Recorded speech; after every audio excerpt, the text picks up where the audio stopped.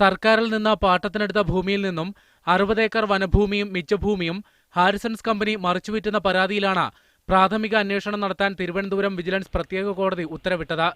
Punalur sub registrar, Harrisons Malayalam company, forest conservator, forest range officer, bank അധികൃതർ, ഭൂമി വാങ്ങിയവരുൾപ്പെടെ 18 പേർക്കെതിരായാണ് അന്വേഷണം.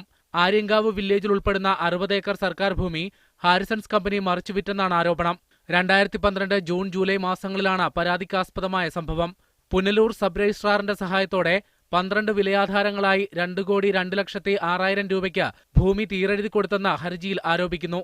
ഉടമസ്ഥാവകാശമോ ക്രയവിക്രയ സ്വാതന്ത്ര്യമോ ഇല്ലാത്ത ഭൂമി വിൽപ്പന നടത്തിയതിൽ വൻ അഴിമതിയുണ്ടെന്നും ഹർജിയിൽ പറയുന്നു.